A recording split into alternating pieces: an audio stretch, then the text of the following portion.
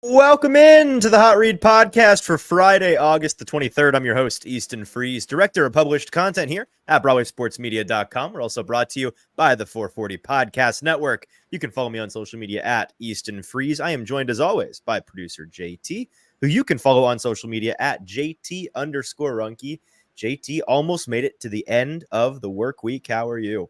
I'm good. It's almost the end of the work week, but you know what did end today? Titans training camp. It was officially the last practice, confirmed by Brian Callahan. What a whirlwind of the best of times. It was the worst of times. Yeah, right. It was.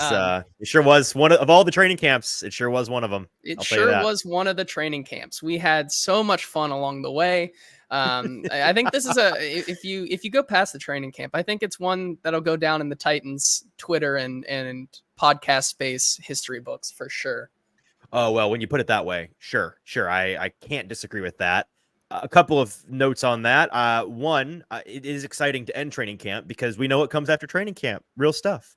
We've gone through free agency and the draft and the dog days of summer, and now through training camp. That only leaves us with real football to be played the rest of the year. So that is super duper exciting. And then, yeah, I would say that this training camp, for my money, will go down as one of the most overwhelmingly positive camps the Tennessee Titans have ever had. That's part of the territory of hiring a new coach, typically speaking. There are some true dumpster fires. We already saw Urban Meyer's regime falling apart at this point that season. So the good news is things haven't fallen apart yet for Brian Callahan. He has enjoyed a nice, long, healthy honeymoon period, and it's on to the real stuff. He has been just kind of to review. I think this is a good chance to put a button on Brian Callahan, his introductory offseason. He has been fantastic. I have been in love with the way that he handles those of us in the media, just in terms of this has nothing to do with the football product. Divorcing Brian Callahan, the person we have to work with on a professional basis, and Brian Callahan, the head coach. In terms of a person that we have to work with professionally, he has been a 10 out of 10, no notes, fantastic. Have loved the fireside chats that he has done, have loved how open and honest he's been, have loved his willingness to answer in-depth questions, things that frankly were on all of our minds in previous years, and we often kept them to ourselves because when you tried them, you learned the hard way why you should probably keep them to yourself. I've asked a lot more scheme questions this summer than I ever would have in previous years because I know I'm going to get good answers on them, and he seems to respect that kind of thing. So that's been fantastic. I don't have any indication besides that one little blip on our radar where he made an offhand comment about things being negative. I've not had any indication besides that one instance that if and when things go bad, and it's the NFL, something's going to go bad eventually for you. The best of teams, the worst of teams, you face real adversity. I don't get any indication he's going to clam up in that way. So that is super exciting and well done to him. And I wish the best to him and his team because it is easier to be positive and give a lot of information when you're good at football. So we got a lot to cover today, JT, a lot of ground before we get to the Titans' third and final preseason game, which is this Sunday afternoon. Again, I think folks are going to probably turn their TVs on Saturday night and say, where's the game? It's on Sunday at 1 p.m. local time. The Titans will be in New Orleans, their first road game of the Brian Callahan tenure. He told us on Wednesday he's looking forward to a quote-unquote road environment. He hopes that it's the loudest preseason environment you can possibly ask for. New Orleans, a notoriously difficult place to play on the road because they're going on the road week 1 to Chicago when a real game is being played. And I don't know if folks have been paying attention to any of the NFL goings-on in Chicago this offseason, but I'd imagine they're going to be pretty loud in that stadium on game day when they get to unveil their new future Hall of Famer, if you ask the folks up in Chicago. So that's going to be something they're going to have to deal with out of the gate. We're primarily today going to talk about some notes from camp, the last 2 practices. I went to Wednesday. JT went to today's. It sounds like JT, and not to spoil your thunder here, it sounds like I got the better offensive day of the 2. Some things we have to talk about from today. And once we go through those camp notes, JT and I are essentially going to provide our final revisions to our 53-man roster projections. And I say final. We may, after the preseason game, make 1 or 2 final changes on Sunday. This is one of 2 episodes we have left before we know for sure the roster, right? Yes. I'm just gonna go out and say mine is final. I sent mine. What you said submission on Tuesday? Yeah, no. I made my revisions today. Oh, okay. because Nick Suss over at the Tennessean was asking for all of the Titans media's Yeah, official 53. I made my revisions today and I sent it in. So my okay. homework's done. I'm done. So Okay. Well, congratulations on being done. I've procrastinated. I need to get that to Nick, and I'm honestly going to just kind of talk through it today. I don't have a final list in front of me, but I have some thoughts on some changes from Tuesday's episode. And then, more importantly, talking about, as Brian Callahan said in his press conference today, there are, what do you say, 4 or 5? Is that the number he used? 4 or 5 spots up for grabs at this point, which is pretty standard.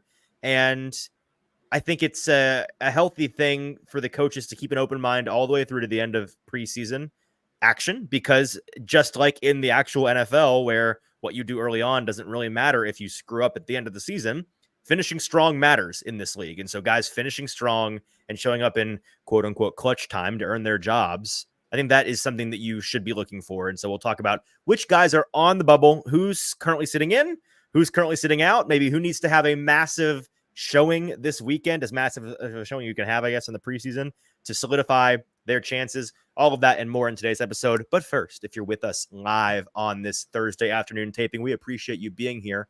Do us a couple of favors. First of all, if you are not watching with us on YouTube, head on over to Broadway Sports Media's YouTube page and watch there. Follow us while you're there. Hit thumbs up while you're there. All of those things. And join the comment section over there with Jake and Derek and Alex, all of these guys. Jake's not allowed to say anything today. I saw what you said about my facial hair in a football show's chat. What did he say? He gets a ban. He gets a ban in our chat. All right, mods need to ban Jake. Get him out of here. Yeah. What did he say? I didn't see. How did you come up in a football show? That's so I don't rude. know. You He said your dad beard looked really good, unlike whatever JT's got going on there, which rude. Wow. But goes to show that I'm so. Derek says, cook that fraud. Yeah, Jake, how dare you? Jake in the comments does say, can we get some rip Zachs in the chat? That's fair. We did the Zach Lions farewell. I filled in for Zach on today's episode of A Football Show with Braden, and there was at the front end, a 6-minute clip of In Braden memoriam. and Zach. And in memoriam, he, I don't know, he's not dying, so that's the good news. He is no longer here, but like I said on... just derailing our conversation. William says that JT is boyishly handsome. Congratulations, JT. You're an attractive. You're an attractive little boy, whatever that means. Yes. So okay. That feels illegal. Okay. We did say goodbye to Zach, and as Braden said on that podcast earlier today, there are going to be some significant changes coming here on the 440 Podcast Network in between now and the beginning of the season. The good news for you, the viewer, is fret not. They are all going to be things that propel 440 into the future. Some exciting new programming notes. You're going to still be getting all of the shows that you love. So don't worry about that. It's just newer, bigger, better. That's the nature of sports media. Always changing, always shifting, but we always strive to move in the right direction. Like I said on that show, by the way, about Zach leaving, it is sad for us because we lose him to the, JT, you know this. Zach, until 10 seconds ago, a very, very big critic of the mainstream local beat writer group. He thought the big bad local media sucked at asking questions, were wasting their time going to the facility. And now he's texting us saying, what's the schedule to go to the facility? I want to get on over there. So, how the mighty have fallen. He's become the villain. He's become the villain. You either die a hero or you see yourself live long enough to become the villain. Now instead of getting up in our DMs and saying, ask Peter Skoronsky if he's seen himself in Madden and how ugly he looks, he can just ask your own freaking questions. He can ask him himself. Ask your own questions, Zach. Yes. Gosh. But we wish him the best of luck. So we do wish him the best of luck. Okay, we'll get on with our show here. Let's start with some practice notes, JT. And I guess we can go chronologically. So I'll start with Wednesday. I'll give the good news first, and then you can deliver maybe some bad news from today. On Wednesday, it was a pretty mundane practice. It certainly is a come down in the preseason training camp period of the year when you get through a week of joint practices and then it goes back to regular old practices. Things feel real quiet. I don't know if you felt the same way out there today, JT. Just very chill as compared to what we experienced last week. The offense on Wednesday was impressive, was promising. As I talked about with Braden on A Football Show earlier today, we felt like the scheme was getting guys to the places they need to be. And the particular standouts, I thought Will Levis had a good day, an up and down day, but overall certainly positive. Tyler Boyd, I tweeted about him, and I'm curious to ask you about how he did today in a minute, JT. Tyler Boyd looked fantastic on Wednesday, easily the best practice from him in two-tone blue that I have seen so far. He had, I think, 3 off the top of my head. Yeah, 3 really big impact plays. And it wasn't just like, the typical slide. He's going to sit down on the line to gain and fall forward just in the short intermediate area of the field, the center of the field. No, he was working from every level. One of the plays was up the sideline in the deep area. One was across the middle in the intermediate area of the field. He was winning from most positions on the route tree. They were having him run many different routes. And so while he's going to be lined up primarily in the slot this year, I don't know how you feel about this, JT. I think if I had to bet on one Titans receiver to be the most maybe fantasy relevant in September, Tyler Boyd might be my pick, especially with the specter of DeAndre Hopkins not being out there. I think that his ability combined with his familiarity with this Brian Callahan offense, which we can't overlook, is going to lend itself really significantly early to Will Levis. We always talk about who's the safety blanket. I think it's Tyler Boyd. Yeah, I agree too. That's what I noticed, not to get too ahead of us, but I feel like this is as good of any time to chime in that it looked very much the same today. If there was one wide receiver out there today that looked like he had a genuine good connection where they were on the same page, it was Tyler Boyd with Will Levis. He continued to look really, really good out there and was a very pleasant surprise getting him back. And, something that we maybe have been missing with just kind of Treylon Burks, NWI, and Calvin Ridley out there. Getting Tyler Boyd back, I think, brings back an element of this offense that we hadn't seen in a long time, which is the familiarity already with Brian Callahan. Not having to work through the kinks of a new offense. Someone who kind already of a rhythm, knows, right? An actual established a little bit of a rhythm.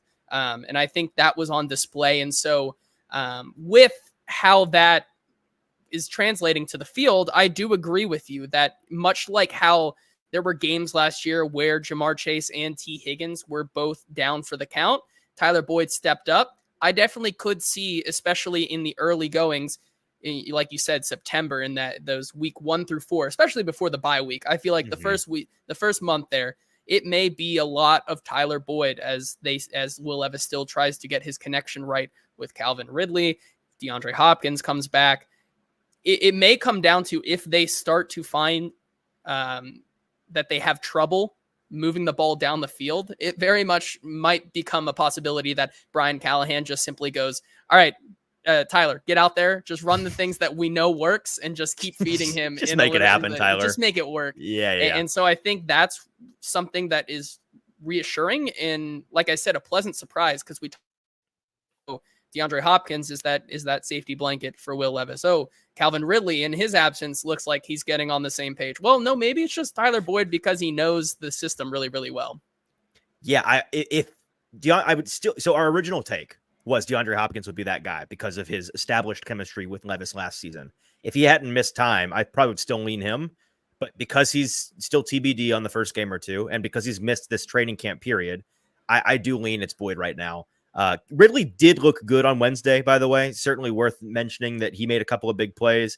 You know who else made a couple of big plays? My man, Bryce Oliver. Bryce Oliver still got the juice. 2 big plays. One was a bomb touchdown. Who did he torch? I think it was Elijah Molden. Beat him one-on-one outright down the field with, I believe, Malik Willis aired it out to him. Don't quote me on that. Pretty sure one of the backups. So that was cool. Good for him. I can't wait to talk way too much next offseason about, don't worry, they've got Bryce Oliver. He's been cooking for a year. Don't worry about it. You don't need NWI anymore. It's Bryce Oliver time. We were talking on Tuesday's show, JT, you and I, about how the thought experiment, if they are at any point missing DeAndre Hopkins and Treylon Burks, what becomes of the outside receiver? Because it's not, given their histories, not unreasonable, not crazy to think you might spend a couple of games, worst case scenario, God forbid, without both of those guys due to injury. What's the plan? Number one, the plan is NWI. And I think this is a great way to illustrate to folks the importance of NWI. I will say this feels like the first season in his career that Titans fans are legitimately pleased with and maybe even excited about NWI being on their roster. They toiled for that's been 3 years of NWI. They have been broken mentally. They're finally coming around. Imagine that the wide receiver 4 gets to be the wide receiver 4 or 5 gets to be the wide receiver 4 or 5. Right. Isn't and that he's crazy? good at it. He's quite good at that job. He's very good. He's not good at the wide job. receiver 1 or 2 job, but he is quite good at the 4 or 5 job. And most importantly, he's like the flex tape commercials where the crazy guy, what's his name? Shoot. The guy, the owner of Flex Tape. We know what I'm talking about. Phil Swift. Thank you. Phil Swift. Just smacking that ish on everything. You can fix anything with a little flex tape or a little flex seal or a little flex glue, all the millions of probably carcinogenic items they're selling. He's the flex tape of this team. NWI, I've heard him referred to as like the Nissan Altima of this team, which first of all, rude. Second of all, I think it's underselling what he does. Is he like a Honda CRV? No, that's better, but I think it's still rude. I think he should be the flex tape of this team because what car is he then? What is a reliable go-to car if not a Honda CRV? I feel like that is like CRV, that is like your soccer mom, get the kids to practice, get them home. Yeah. Well, no, those break down a lot. Oh, do they? Okay. Well, Ford's found on the road dead, so they're always breaking down. My first car was a Ford, and it recently broke down, so I hate that is confirming. There you go. But the best ability is availability, and I feel like NWI. Sorry to get off on. No, you're right. On a tangent comparisons, NWI to car, but I think it's true what you're saying. Like he's the most like death taxes. NWI. He's the inevitability. We need to ask Nick what car he is. Nick, how would you describe your game as a car? And then if he says like Maserati, we'll be like, you're lying. What do you actually mean? So, but my ultimate point here is if and when they need another X, he's the third X. If and when they need another guy to slide into the slot, like for significant snaps in the game, I think it's going to be NWI. If and when they need somebody available and healthy, gosh, we're also banged up. Historically speaking, that person has been on NWI. And I'm not saying he's Teflon Nick. He can't be broken, but he has been super available and he knows all of the positions. He's familiar with the team. Like he's a coach's dream. He's like a teacher's pet, not in a derogatory sense, but the person you lean on when you need him. That's Nick Westbrook-Ikine. So I don't know how I got on that tangent besides the fact, it was all of this to say Treylon Burks almost got hurt on Wednesday and he went down, almost caught a touchdown, was going to be a really impressive catch. And I thought he caught it, but people were saying he didn't. Doesn't matter whether he caught it or not. It's a practice. What does matter is he fell on his hip, as he is wont to do when he catches the ball. He falls awkwardly. I believe, if I'm not mistaken, he was asked about that today. Brian Callahan was, JT. Like, hey, why does Treylon fall funny? And I'll let you explain what the response was there in a second. But he does do this. He tends to fall unnecessarily, and he keeps falling on his hip. And he got up, he was on the ground in pain, and you're like, oh, here we go. Did JT and I speak this into existence on Tuesday? He gets up, kind of walks it off, then walks in a little bit early with trainers. Back out there today, which is a good report. And all I have to say on that front is it is quite bad that Treylon Burks continues to fall down unnecessarily and continues to get hurt throughout his career. That part, no bueno. What is good, and I think a fair credit to him, is that it's been a little bit now, and double hand knock on every piece of wood you can find. It has been a little bit now since he's dealt with a significant injury, and yet he has suffered a couple of nicks and tweaks and stuff like yesterday. I just think back to a year or 2 years ago. You see stuff like yesterday at practice, him going down and hurt and walking funny and limping hard, and then he would disappear for a week or 2 or 3 or a month.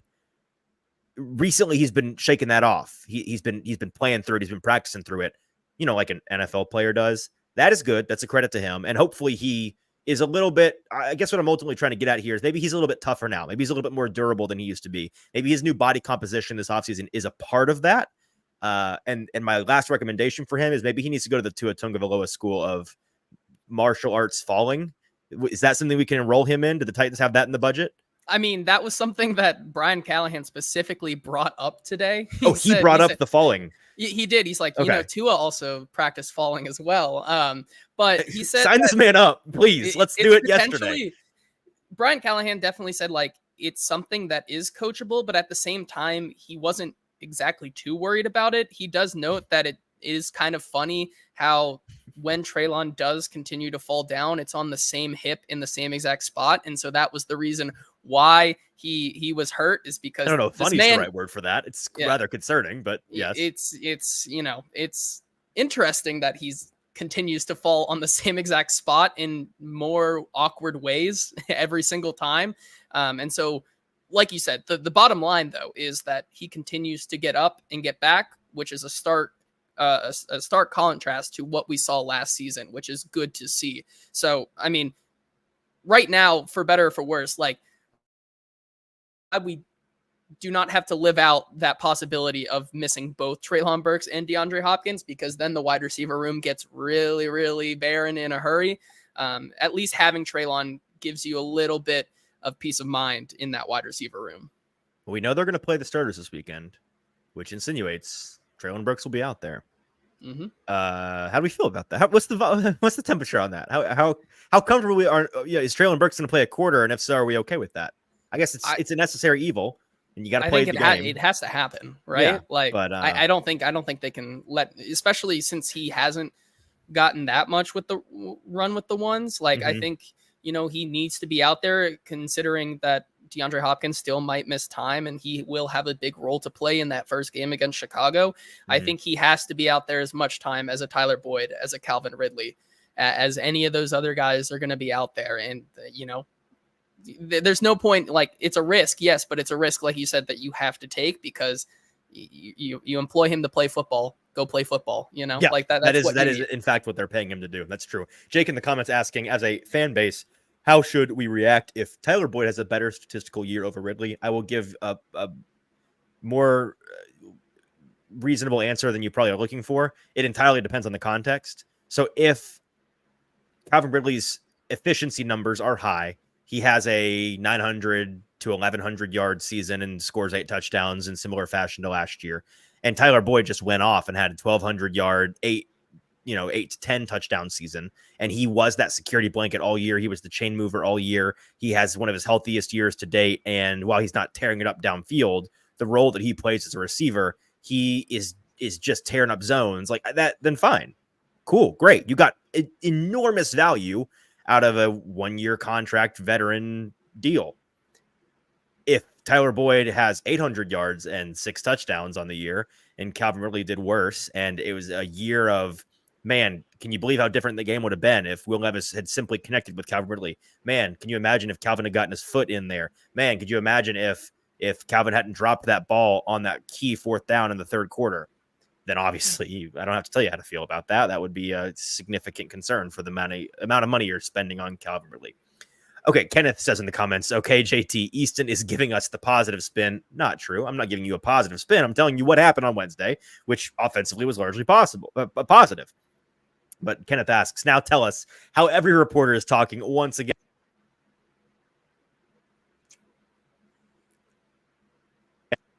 Paint the picture for us. Yeah, I mean, it was not a good day for Will Levis.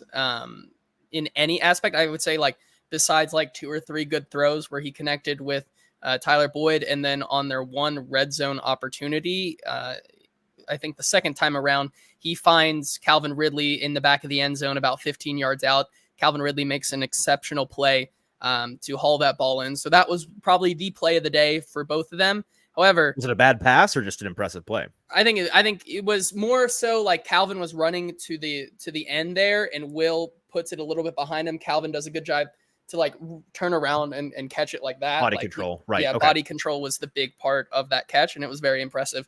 But that's not saying much, because Calvin Ridley did Calvin Ridley things. Like, that's the play of the day, because nothing else really happened, because they could do nothing else. Like, the defense once again continues to get after the quarterback, and I'm not necessarily sure that's an offensive line thing. More so like the difference between last year's conversation about, man, this defense continues to get home against the quarterback, they must be really good, versus this year is, I think this defensive line is just really good. Like, instead of getting Arden Key to just continually get sacks off one person, you're getting like a bunch of guys just consistently sharing the love there. You're getting You're telling me the sacks. whole offensive line stinks. It's not just Yes. one of them that stinks. That's what you're Yes, telling me. that's what I'm Okay. saying right now. I mean, I believe I Okay, counted gotcha. sacks from both Jeffrey Simmons, Harold Landry, Jack Gibbons got in there. Khalid Duke ended up getting one as well, of Okay. all people.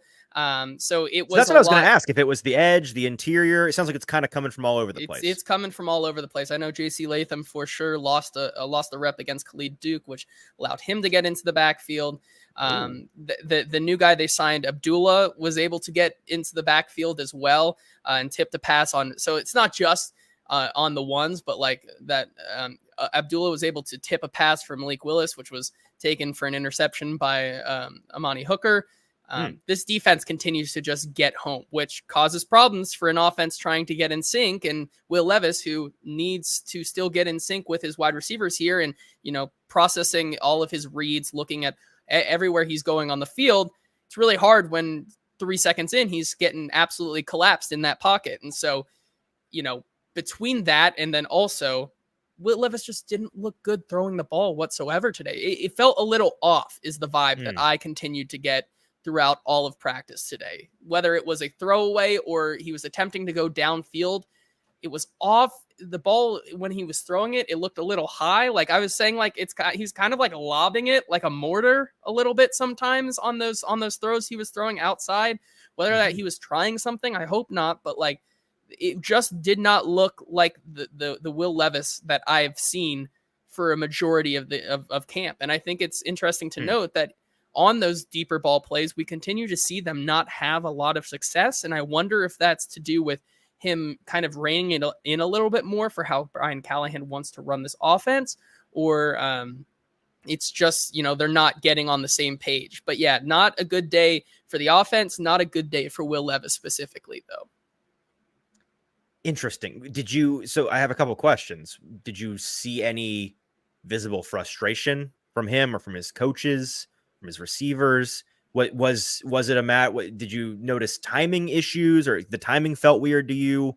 Was he holding on to the ball too long? Any of that resonate or not really? I think the latter two that you bring up there, because this was noticeable enough for someone in the media, I believe it was John Glennon, to ask Brian Callahan. It looked like Will was kind of leaving the ball up there today. What's going on with there? And Brian Callahan didn't really have much to say on it. He said you'd have to ask him about that. Like that was basically the extent of what Brian Callahan told us. Now I will say, like, if it was anything, it felt like a timing or, staying in the pocket a little bit too long because of just how kind of battered the offensive line was getting today. I think that's exactly where Will Levis would start to get some of those timing issues if he's being rushed, not being able to work through his progressions, not being able to throw exactly being rushed on all of that stuff is probably where my best guess goes to on why Will is having such a hard day. But still, I mean, some of the things we saw from him last year just didn't even seem to really be clicking today.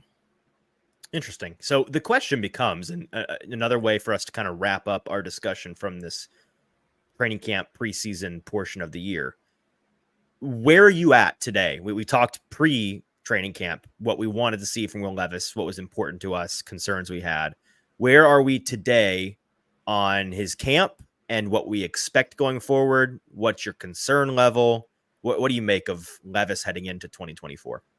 If we're doing concern level, I would still put it at a 6 or 7. I have not been convinced whatsoever that he is the guy for this team. I think he's flashed some things, but I think we wanted to see him. I think we can all agree that we haven't seen him put together like a consistent week. It's been up, down, up, down, up, down. We have not seen a lot of consistency with Will Levis throughout all training camp. I think that's fair to say. And has there been a single dominant practice? I'm sitting here racking my brain. Right? It seems like so. There've been good practices. There's been good, but nothing dominant where he's looked like everything is shaken out and working. And so that brings me to the conclusion, while yes, maybe it's a little extreme saying 6 or 7, and I'm confident he's not the guy. Okay, point me to where there's been that dominant display, or at least consistent display of being the guy in, kind of managing the offense efficiently to the point where you can prove that to me. And I think that's what we set out to do in training camp. And I kind of am still, after, a month and a half basically of asking this question, I think, going into this final preseason game and probably week 1, I think I'm still going to be asking myself that question. Like the answer to it is that we don't have an answer. And I think that's the most frustrating part. I think it's totally fair. I answered this question at length on a football show earlier today, so I won't rehash all of it. I agree pretty much with everything you said. For me, and I've had like our friend Danny Kelly over at The Ringer, texting with him earlier this week, talking about Levis. And, when the line of questioning is, what are we thinking going in based on training camp? What are we thinking going into the year? My honest answer is I just don't feel comfortable evaluating him based on the camp. I am neither high nor low. I am still undecided like you are. I think that he's a gamer. I think he's the kind of player that you really can't evaluate until we get to the games. And we've had too many examples in the recent past of players looking really good or really bad in August and it not translating, and there not really being a super tangible thing to point to as to why. I'm old enough to remember last year, CJ Stroud, his first preseason game, he played like 7 snaps or threw 7 balls. It was very limited and he looked terrible. And we spent a week talking about, man, this guy might suck. This guy might stink at football. And then he had one of the most dominant rookie seasons we've ever seen. I'm not saying, well, don't worry, guys. Levis hasn't been great, but he's going to turn it on when we get. No, it may look exactly the same when we get to September. It may look worse. I just am not ready to put my finger on it, I think is ultimately what it is. And some folks may see that as optimistic deflection. I really don't think it is. And that's where, I've got no read. I've got no read. It's been hard to track. I put it at a 6 or 7, right? Because there's that concern level that we don't have the read after we said the only thing we want to come out of here is that we know or not if this is actually going to work. Bingo. And we still don't. I remember that. I remember that episode, right? We said it was the last episode before training camp. We're like, we need to see this from Levis like in the first week.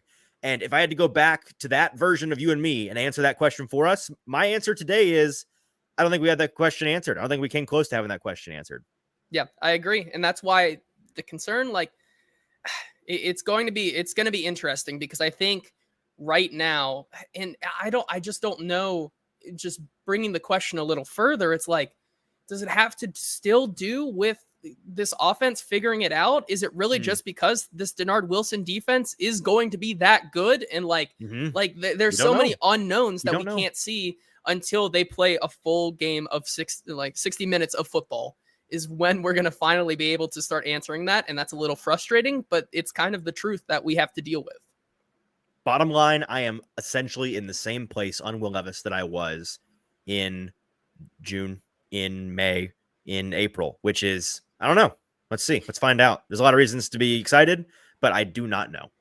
Yep. Okay, let's move on to some players to keep an eye on as the Titans head to New Orleans this weekend for their third and final preseason game of the year. We went through our final 53-man rosters on Tuesday, which was us lying to the good people because we've both changed them since then. They weren't quite final. They were close to final. Let's start with, let's just go ahead and get the offensive line question out of the way. I texted you yesterday, and it was less than 24 hours after we had finished that episode talking about our 53-man rosters, and I said, I've already changed my mind on a bunch of these guys. I can't decide. I'm talking to people. I'm allowing people's opinions to sway my opinion. I don't know. My head. I'm in a blender over here, JT. Let me give you what I've settled on as of right this moment. And again, it might change before tomorrow, but we'll see. In my original Tuesday edition, I had them keeping 10 linemen. And besides the starters, I had them keeping Brunskill, Rupchich, Simmons, Duncan, and Spencer.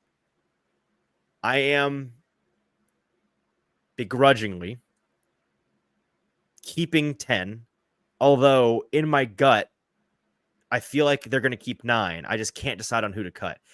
I think it's down to 11 guys fighting for either 9 or 10 spots. Let me simplify it that way. I don't think there's any question. They're keeping the starting 5. And then I've not met a person that thinks they're not keeping Brunskill or Rupchich, right? We discussed Brunskill as potentially a surprise cut because of money, but he's just too good. And he's the direct backup center. So I think that math has changed in the last week or two. So there's 7 right there. Starting 5, Brunskill, Rupchich. And then I think there are 4 guys fighting for the last spots. I think it's Garon Christian. Wait, no, just kidding. It's 5 guys fighting for those Yep. last spots. 5 guys fighting for 2 or 3 spots. Yep. It's Garon Christian, Jalen Duncan, Lachavious Simmons, John Ajuku, Leroy Watson. Do we agree on that much?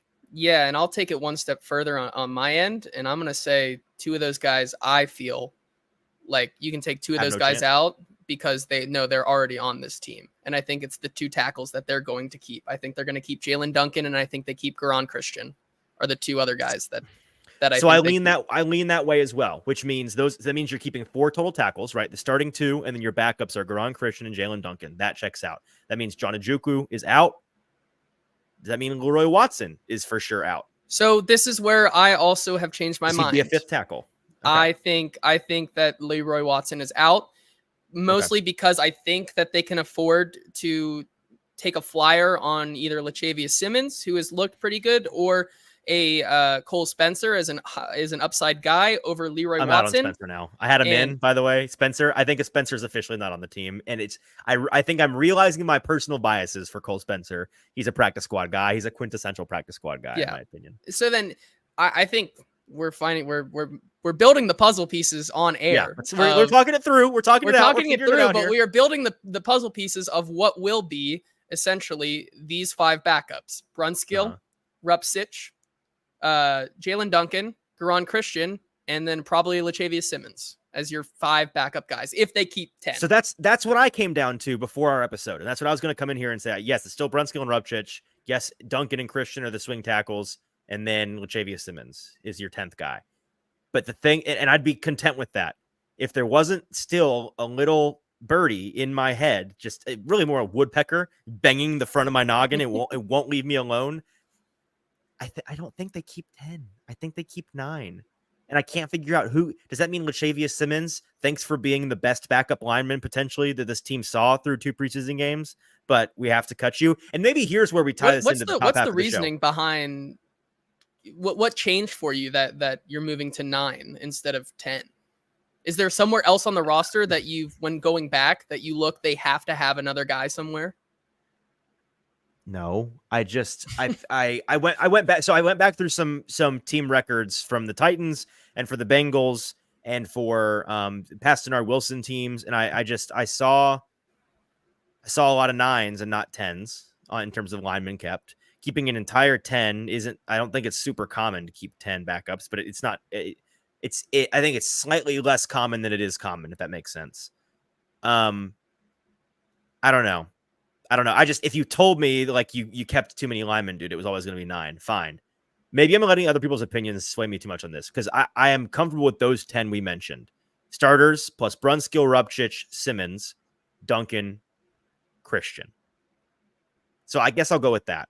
But that leads us to our second. Well, actually, to tie that into the top of our show first, I think of the linemen, if we're asking who can really solidify their spot or lose their spot based on this final game, I think Lachavious Simmons has to finish strong, which maybe not be fair to him because he's been so good through 2 games. I mean, for a backup, relatively, he's been impressive through 2 games. And I think he's the number 1 guy. The way they talk about Duncan, maybe he needs to avoid a disaster game, but the way that I almost said Bill Simmons, different Bill, Callahan talks about him, I just don't see them cutting him. And then Brunskill and Rupchich, I have no issue with. And then Garon Christian, we just know he's their third. That was the biggest slip of mine on the Tuesday show. I didn't really mention Garon Christian as an option. And then I went back and talked to some folks and realized, like, wait, he's their 3rd tackle. What am I talking about? He's definitely on the team. I just total overlook on my oversight on my part. So I think Lachavious Simmons is the one fighting for that 10th spot, if I had to guess. Yeah, I think I'm with you. I think Garon Christian. Crap, I just remembered another thing that maybe changed my mind. Leroy Watson, they traded a 7th round pick for this guy. Does that not give you any pause? If they had just picked him up on waiver wire, I'd be fine here. But the fact that they traded for him, that he's got the Bill Callahan background, and that's where I come back. Tuesday, would it shock you if we found out he took Jalen Duncan's spot? Would that shock you? I wouldn't agree with it, but no, it wouldn't shock me because once again, any combination could actually happen. And then we go back to my point when building an offensive line. Bill's going to go with the guys who have done it for him before in a pinch, right? Yes. And like I think that's something that's not nothing. And like you just said, trading a 7th round pick for Leroy Watson is something that, Bill, it would be a really interesting. Yeah, wouldn't it be super interesting if Bill just went to Rand is like, we got to get this guy, and they trade the 7th, and then they end up cutting him? Like, I don't know if that happens now. Those of you with us still, the handful of sickos still with us through this very tedious descent into madness. Yes, if you're in the comments on YouTube, give us your answer. Well, I think everybody on the planet agrees on the top 7. You got your 5 starters plus Brunskill and Rubchich. Whether you think they keep 2 more or 3 more, so 9 or 10 total, who are your final 2 or 3? Let us know in the comments. I think JT and I are agreeing on Simmons, Duncan, Christian, but we're not sure about Watson, and we're not sure if they keep 2 or 3 of them. So let us know in the comments what you think is going to happen. Now we can move on to the skill position players, and this is, I think, a good way of boiling it down. I talked to Braden about this today, and he kind of made me realize this, and so I said it on that show. I'll say it here. Between the skill positions, running back, receiver, tight end, we have had conversations about them potentially keeping an extra at all 3 of those positions. It's like, well, what if they keep a 4th running back? What if Hassan Haskins gets in there and they justify keeping 4? Hey, tight end, we really think they're going to keep 4 because DMR's looked fantastic, and they bifurcate the position by X and F or Y and F, and that would make a lot of sense to be 2 deep at each position. And then with receiver, it's like, well, they talk a lot about Mason Kinsey and that, they think there's upside there and versatility. DeAndre Hopkins potentially missing time. Maybe he becomes your 6th while you're still missing one of, DeAndre Hopkins is the 7th. It's not active. Ultimately, I think whatever happens, I'm pretty confident they only keep 1 quote unquote extra at one of the positions. I don't think you get 4 running backs and 4 tight ends. I don't think you get 7 receivers and 4 tight ends. So if the question then becomes which of the 3 skill positions is most likely, you rank them most likely to least likely to get an extra, I would rank them tight end, gap, running back, receiver. I think tight end is by far the most likely to get a 4th spot because of what DMR has done and because of the way that position is working for this team. And with running back, this is the part of the roster that I hate the most because I don't see any reason for Hassan Haskins to be on this freaking team. And yet people I talk to and just the vibes that I'm getting is that that's going to be the thing that frustrates me most about this roster is that he's taking up a roster spot. It is nothing personal. It is not personal at all. As a special teams only guy, I just don't understand the need for it personally. How would you rank those in likelihood, JT? And what do you hope happens? Yeah, so I'm with you that tight end is the most likely, and then there's a gap, and I'm gonna flip wide receiver and running back solely for the fact that DeAndre Hopkins, I think, is the main factor there for me. Justifying. So the way you're talking, you seem, correct me if I'm wrong, it seems like you think it's a pretty decent chance Hopkins misses at least a game. I mean, maybe, but like it's just been very quiet on that front, right? Sure. And I think that's why, they could go in. Now, I think neither of them are really likely because you look at the options that potentially could be that seventh wide receiver. You look at Kyrus Jackson. Okay, well, Kyrus Jackson probably will not play this week because of that knee injury. Mason Kinsey, he's probably going to be out there, but he's got a broken finger. So is that going to hurt him more than it helps him? Like, that's an interesting conversation. Kyle Phillips is hurt. So that really leaves you like, if none of those guys can really go, is it like Bryce Oliver that then you are justifying keeping? Like, no. If Bryce Oliver makes this team, I will eat my hat. And I'm one of the foremost Bryce Oliver defenders. I feel like that's been made pretty clear. If he makes this team, I'll do backflips. I mean, as Alex says, Bryce Oliver is a generated player name. If it wasn't for Easton's love for him, I wouldn't think he actually existed. That's fair. Yeah. That's why I really don't think. And so on the Haskins thing, as much as I've talked about Bryce Oliver, by the way, I don't think I've ever once spoken to him. I couldn't say what he looks like. I just have watched him on the field.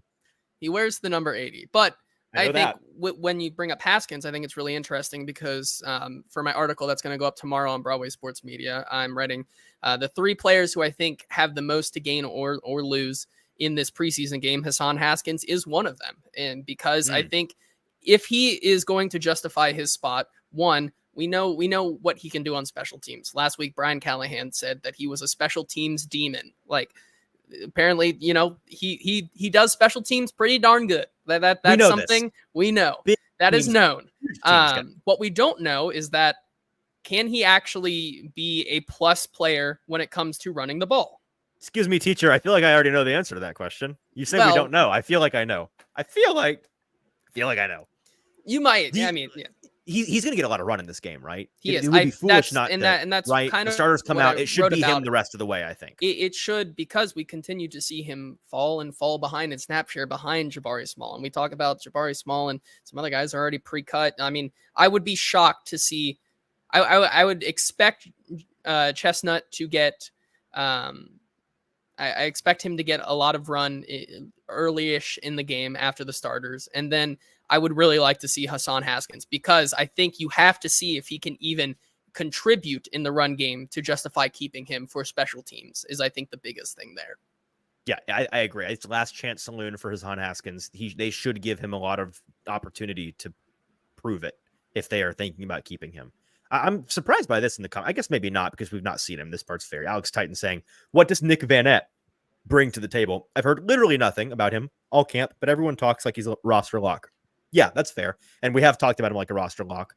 For one, he is your backup Y tight end, that traditional inline guy behind Josh Wiley. And in terms of what he brings to the table, he's a stalwart pro. He's a veteran player, knows what he's doing. He is a legitimate red zone threat, so he's not just going to be your glorified lineman, big boy, inline blocking all the time. He'll run routes as well. And I think that he's a decisively talented blocker. And so they're comfortable with him as their third tight end. I don't see anybody that, like, in terms of pushing him for that Y spot, Odukoya perhaps, but I continue to think he's unfortunately stuck in that 17th international spot purgatory. I don't know. I'd be just the way that they've talked about him, the way they've used him, and the way they've given him veteran rest. I'd be floored if they decided to cut him all of a sudden. Yeah, I would agree. And so I think if you would have seen Thomas Odukoya be that guy, I think you wouldn't have signed Nick Vanette in the first place, right?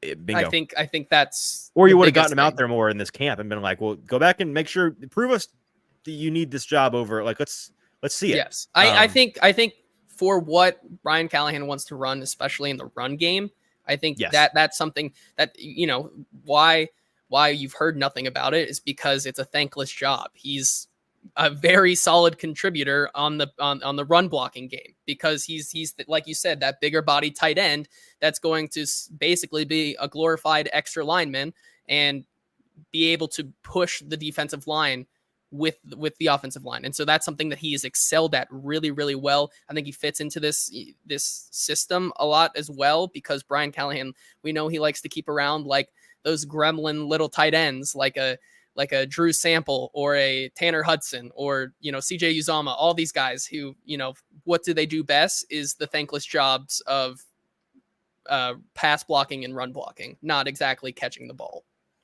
Yep. Before we move on from offense, is there anything that Malik Willis can do in this game, in your opinion, to justify a roster spot? Can he win himself the third quarterback designation? Okay. Throw for like 250 yards, maybe. I don't know. I hear have an impressive regular season game. Gotcha. Yeah, throw one touchdown. Has he thrown a touchdown? No, it's fair. That's a fair bar. Throw a touchdown. Yeah, that's a fair Everyone bar. else has thrown a touchdown or ran one in. Score points. Score something that isn't a field goal, and then maybe I will consider it. I think that's my bar. Are you expecting that from him? Don't answer that question. Nope, not answering it. Not answering that question. Did we skip over any? So in summary, skill position players that need to put up or shut up. Hassan Haskins, easily number one. I think Mason Kinsey can make a significant case for himself if he has a vintage Mason Kinsey Hall of Fame preseason game. With a broken pinky. If he does that with a broken pinky, that's... Where were you for the broken hand Mason Kinsey game? He was showing me his broken pinky on Wednesday. It looks like it hurts. And then, I don't know. I mean, I think DMR can lock up his spot if he has another big game. If he finishes the 3 games still leading the Tennessee Titans pass catchers in all categories, then DMR, welcome to the squad. So that brings us to the defensive side of the ball. And just to be clear with folks, I haven't changed anything on my official lineup besides flipping Cole Spencer for Garon Christian on the offensive line side. Defense, who comes to mind first? Maybe who you're writing about over at probablysportsmedia.com, JT, as a guy that is a put up or shut up, must win their spot or must not lose their spot this weekend. He's been a topic of conversation for Titans podcasts alike this week. Rashad Weaver, I think, is a guy who needs to confirm his spot this week with a good game. We heard from Brian Callahan, and this is the first of a couple clips that I got from today talking about the edge position and what he's seen, specifically named Jalen Harrell, who he gave really high praise to in this clip, which you'll see. And then he's like, oh yeah, and also Rashad Weaver, which doesn't give me the greatest confidence. No, I didn't see this. However, Rashad Weaver has to continue what he does in the run defense game really well. And then he's got to get back to what we saw Rashad Weaver do in a pinch when he had to fill in last year, which was be able to get to the quarterback and make plays.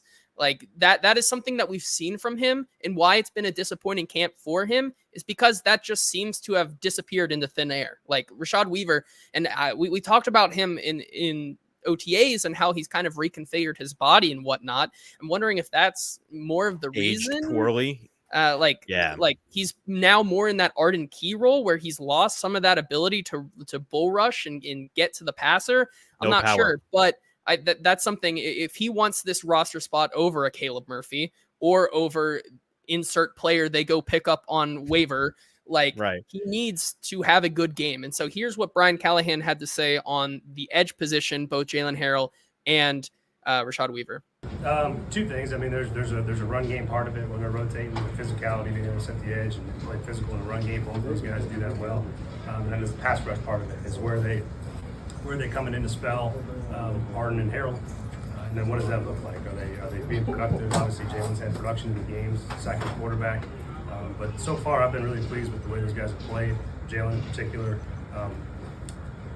And we've really been really physical against the run in the games, which has been good to see. So I think we got a good mix of guys there in those 3 and 4 spots at the outside linebacker position. So the most interesting part of that is how he goes, Harrell specifically, pause.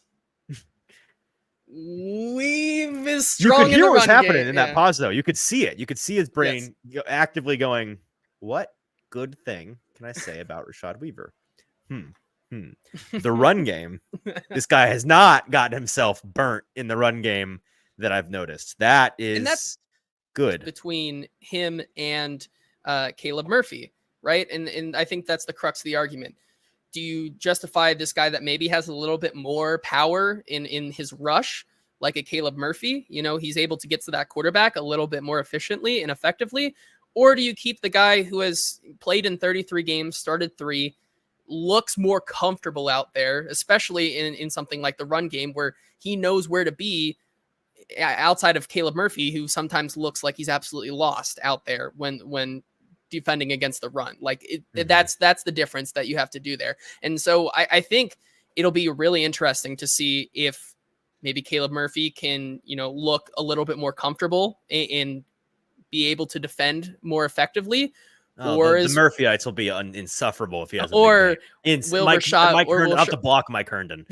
I will. Or will Rashad Weaver actually be able to get to the quarterback? That's interesting. And I do think it was I'm betting on?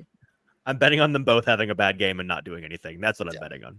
That's probably the safe bet. I will say, though, today, in my clip that I got where I posted of the edge defenders getting some work in at practice today, Ben Bloom gave both Rashad Weaver and Caleb Murphy a compliment on their base. So, I don't know. Hey, can we just all be happy? Can we all be happy? Big content guy. He knows how to feed the machine. We appreciate that from Ben. Yeah. So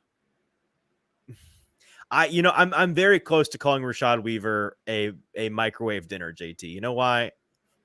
I think this cat's pre-cooked. I think he's pre-cooked. I think that he's a warm body on the roster that they are going to be actively looking to replace at any moment. And I don't mean to be mean about that. It's just, Weave, you're a great quote. I enjoyed talking to you. I do. Let's get back into some anything, like a groove of any sort would be nice. Yeah. So I think he's on there for sure. Another one comes to mind is, and this, I need a heat check on this from you, JT. Am I wish casting when I say they could just keep 5 cornerbacks and Trey Avery could be cut? Am I just hoping too hard for that when I say that? That's not exactly a heat check because it's kind of is. It kind of isn't. One, I think they keep Okay. 6 no matter what. 2, So I changed Trey Avery for Gabe Judy Lawley today. On my, well, I thought you already. Oh wait, so you have them? Who you have them keeping? Gare? Garrer and Gabe Judy Lawley. I see. And cutting Trey Avery is the decision I made today. Which So is the only the reason other you do guy. that- The other guy sorry, I'm talking, I'm writing about in my article. So the 3 that I think have the biggest thing to gain or lose this week is Gabe Judy Lawley, Rashad Weaver, and Hassan Haskins are the guys who can make or break their spot. We got to talk to Gabe Judy Lawley today. Just kind of talking about his third, the preseason game, how he has looked in the first 2, what has he been able to develop and grow with here, and how important this game is as roster cut down day looms. And so here's what he had to say. I think at the end of the day, go down on special teams, make some plays on special teams, show that I'm a well-rounded football player at the end of the day. But I think that, I showed growth and improvement every single day that came out from each game also too. So it shows that with more time and the more opportunities I do have, I go out there and I do my job. So at the end of the day, I'm going to be proud of whatever happens because not many people get this opportunity. And I think that I definitely put my best foot forward. For sure. So that was, I think, very interesting. He did kind of allude, and some of these guys, it's really interesting talking about, hey, do you have a good idea if you're going to be employed next week or not? That it's a weird time of year to do this. That is strange, man. But a lot of us were talking in the media workroom afterwards and getting the vibe that he may feel pretty confident that he has a spot on this roster, and it makes sense with the way he plays press man on the outside in Denard Wilson's defense. The problem is he's really bad in zone. So that's what I need. That's what I need. That's what I need to see every time he's in zone. From him this week. He says he continues to develop and improve every single preseason game. Let's see you step up and display you have some more versatility outside just being a man coverage guy. And I think that's the biggest thing we need to see from him in order to justify that, or just don't get as cooked as Trey Avery probably will get cooked this week. So 2 things, and I'm blurry again. This is a recurring issue. Is my camera dead? Am I cooked, chat? Help me out here. That's the most thing you've said ever on the show. It might be, actually. It might be. I did that for you. Thanks. There has to be 2 things true in the minds of the coaching staff in order to go with Garrer over Avery, or to keep 5 instead of 6, and the 5th being Gabe Judy Lawley.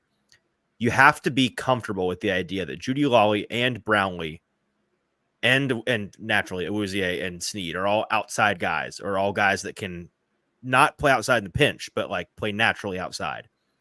And in that case, then you say, okay, well, we've got McCreary as our slot guy, and Garrer will be the direct backup, and we maybe Brownlee is the flex direct backup. He's the swing inside out, because I am comfortable and hit with him in both spots, and then Garrer is your third. I don't know if they feel that way for sure about Brownlee in terms of comfortability outside in. I know they've played him outside in a lot. I don't know if that has been a born of necessity or preference. I don't know. I'm confident they keep 6. And as much as I'd like to change Garrer in, Avery out, I don't know. Maybe I will have my mind made up by this game. And if Avery gets torched again and again, then I'll pull the trigger. The thing that we talk about with all these other guys that kind of goes unnoticed is how much Eric Garrer is used on special teams. And I think that is going to mean a lot when it comes down to roster cutdown day. And also, by that logic, also keeping maybe a Trey Avery and a Gabe Judy. You just don't, like you said there, you don't have a direct backup to Roger McCreary. If Roger goes down, you do not have anybody, if you don't keep Garrer, that can play inside. It'd be Brownlee, but yes. I agree with you that I think he can play it. I just question it. They have been playing him at both spots. Mm-hmm. They've been very much favoring.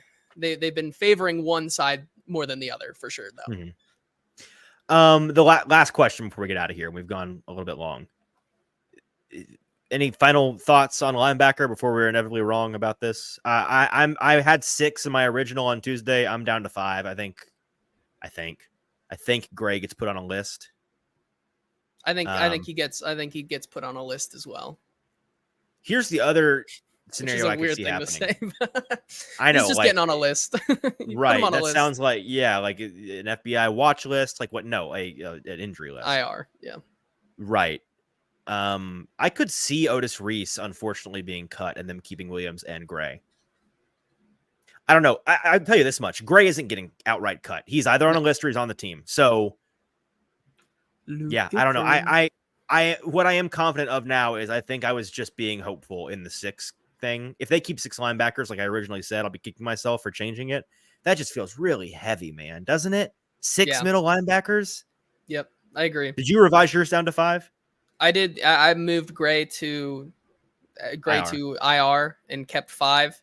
I think if you're looking for a battle there, it's Otis Reese versus Luke Gifford is the battle that's happening. You still there. think Gifford has a chance to make the roster, huh? I do. I think because if you're not keeping, like you said, if we're prioritizing other places in the roster, especially on your list, if you're keeping Eric Garror out, if you're keeping Hassan Haskins out, you need those special team guys, whether you like it or not. And if Luke Gifford and Hassan Haskins make this team because they're special teams aces and other talented players don't, here's the take. If Hassan Haskins and or Luke Gifford is on this team and David Martin Robinson is not, I might jump off my roof. I might have to. Okay. I'm going to be furious if that happens. Okay. Would you not be furious about that? No, I would. I don't know if I'm going to jump off a roof though. Like into a bush. Don't worry about it. Okay.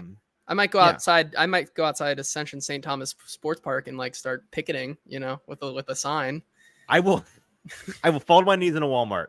I will crash through the lobster stand at the local Kroger if that happens. How about that? Okay. Good deal. All right. Well, that's the show, I think. I think we solved all the issues. I think now we have the roster 100% correct. So that's good. That's exciting to be correct a couple days out.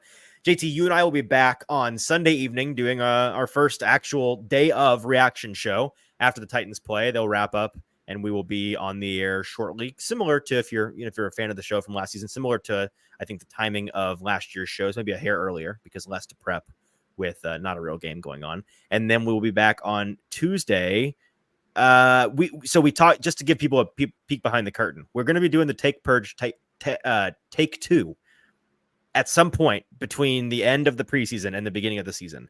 Not sure when. I think it'll be next week. We might have a guest or two involved. It's going to be a great time. If you're not familiar with the Take Purge, essentially it's things that we want to get off, just get some takes off that are a little bit crazy, a little zany. We don't want to actually be personally responsible for them, but we do want to say them.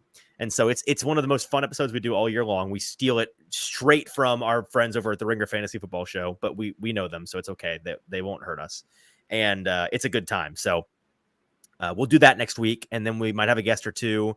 There's always fun things we can do in the interim between the end of the season. And you know what? I totally forgot cut down day. So here's what's probably going to happen. Review show on Sunday, cut down reaction on Tuesday, probably Take Purge on Thursday is what we'll end up doing. And it'll be a pretty stacked week for the dead period of Titans football. Just to let folks know, the Titans will be off the following weekend, but we will still have media availability of some kind next week. So we'll let you know what that is when we know it. And then I believe they'll be on to their regular season practice schedule the following week leading up to week 1. So that will be exciting. And we'll be covering all of it for you here on the Hot Read podcast and with the 440 network. Of course, a reminder, tune in on Monday to a football show with Braden Gall and somebody else. Spoiler, it will not be me. So find out who it is. And there'll be some information on what's going to be changing on the 440 podcast network for the 2024 Titans season. We got football right around the corner. Until Sunday, enjoy your weekend. Make sure you're following us on social media at Hot Read Pod on TikTok, Twitter, and Instagram. For producer JT, I'm your host, Eastn Freeze. We'll talk to you after preseason week 3.